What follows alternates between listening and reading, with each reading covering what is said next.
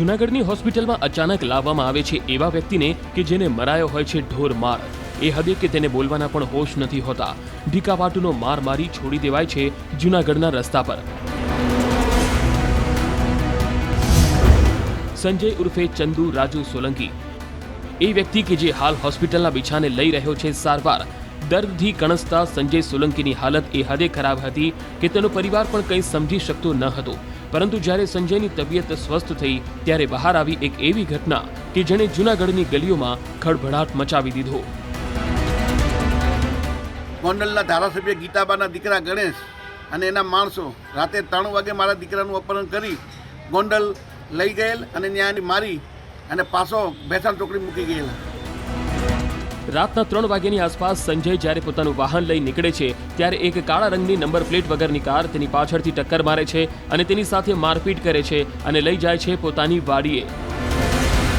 ગણેશ જાડેજા અને અન્ય જે 7 આરોપીઓ છે તેમને બ્લેક કલરની ફોર્ચ્યુનર અને મહિન્દ્રા થાર આ બંને ગાડી સાથે રાઉન્ડ અપ કરવામાં આવેલા. ત્યારબાદ રાત્રિના સમયે તેમના વિરુદ્ધ પ્રાથમિક પુરાવો મળતા આ જે ગુનો દાખલ થયેલો તેના કામે છે ધરપકડ કરવામાં આવે છે. પીડિત સંજયના પિતા રાજુ સોલંકી જૂનાગઢ જિલ્લા અનુસૂચિત જાતિના પ્રમુખ છે અને તેમના પુત્રને ઢોર માર મારી અપહરણ કર્યા બાદ છોડી દેવાની ઘટનાએ SC/ST સેલને પણ દોડતી કરી દીધી છે કે આખરે ઘટના પાછળ કોનો હાથ છે.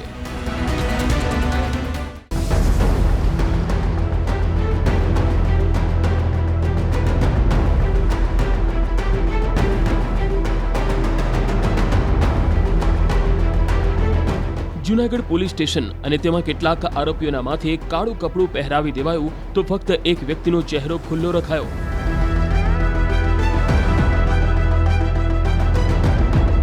પોલીસ સ્ટેશનમાં પીળો શર્ટ પહેરેલ વ્યક્તિ, ચહેરા પર સતત હાસ્ય, કેમેરા સામે સતત હસતો ચહેરો. કોઈ સામે જુએ કે તુરંત સ્માઇલ આપી દે, જાણે તેણે કશું જ કર્યું ન હોય તેમ. પોલીસ સ્ટેશનમાં છે તેની વિરુદ્ધ ગુનો નોંધાયેલો, તેમ છતાં પસ્તાવાના બદલે હસતો નજરે પડી રહ્યો છે.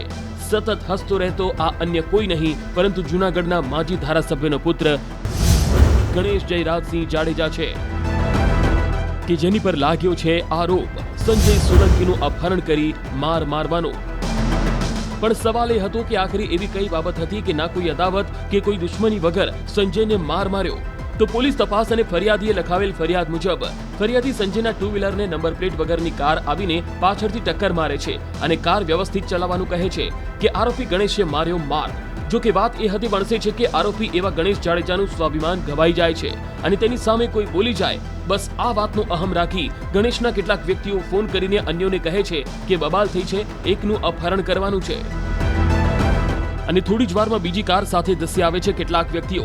તકની રાહ જુએ છે સંજય એકલો નીકળે તેની અને મોડી રાત્રે મોકો પણ મળી જાય છે. 2 નંબર પ્લેટ વગરની કાર લઈ સંજયના 2 વ્હીલરને પાછળથી ટક્કર મારે છે અને તેને માર મારી કારમાં તેનું અપહરણ કરે છે. જૂનાગઢથી ગોંડલ લઈ અવાવરૂ વાડીમાં માર મરાયો. 9 થી 10 લોકો ફરિયાદીને એ હદે માર મારે છે કે અર્ધ મરેલી હાલતમાં આવી જાય. ફરિયાદીના આરોપ મુજબ તેને એક રૂમમાં નગ્ન કરી અતિશય માર મારી વિડીયો બનાવી જાનથી મારી નાખવાની ધમકી આપવામાં આવે છે. જ્ઞાતિ પ્રત્યે અપમાનજનક શબ્દો બોલી હળધૂત કરાય છે અને બાદમાં અદ્રષ્ટે છોડી દેવાય છે. માજી ધારાસભ્ય જયરાજસિંહના પુત્ર ગણેશ જાડેજાનું નામ FIRમાં નોંધાયેલું છે અને એ સિવાય બીજા 10 માણસો અને 3 ગાડીઓ 4 વ્હીલ જે હતી એ અનુસંધાને અપહરણ કરી અને લઈ જઈ અને ત્યાં માર મારી અને પાછા મૂકી ગયેલા એ પ્રકારની ફરિયાદ દાખલ કરેલી છે. પોલીસે આરોપીઓને પકડવા માટે સ્માર્ટ સિટી અંતર્ગત લાગેલા નેત્રમ CCTV કેમેરાની મદદ લીધી અને તેમાં દેખાયેલા આરોપીઓની એક વિગતો મેળવી તેમને દબોચી લેવાય છે, જેમાંથી ગણેશ જાડેજાને કોટડા સાંઘાણીથી ઝડપી પડાય છે. 11 આરોપીઓ પકડાયા. એટ્રોસિટી અને રાયોટિંગનો ગુનો દાખલ. એટલું જ નહીં, 2 કાર સહિત આરોપીઓના મોબાઈલ પણ જપ્ત કરાયા જેને FSLમાં તપાસ અર્થે મોકલાયા છે. પોલીસ તપાસમાં એ વાતનો પણ ઘટસ્ફોટ થાય છે કે અતુલ કાર ચલાવતો હતો અને ફૈઝલ તથા ઇકબાલે સંજયને પકડી તેનું અપહરણ કર્યું હતું.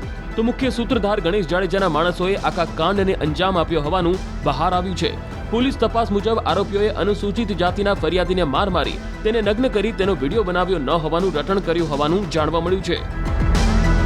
આ 3 આરોપીઓ જે છે એમાં જે અતુલ છે એ આ બ્રેઝા ગાડી ચલાવતો હતો અને એને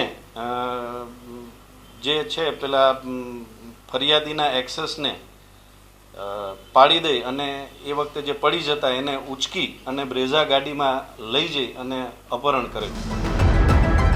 બીજી તરફ આરોપીઓ પકડાયા કે તુરંત તેઓનું મેડિકલ કરાવવાની તજવીજ હાથ ધરવામાં આવી. મુખ્ય સૂત્રધાર એવા ગણેશ જાડેજા સહિત તમામને કોર્ટમાં રજૂ કરવામાં આવ્યા અને સમગ્ર કેસ મામલે 4 સભ્યોની સીટ તપાસ કરી રહી છે. જૂનાગઢથી અતુલ વ્યાસ, ન્યૂઝ 18 ગુજરાતી ક્રાઇમ રિપોર્ટ.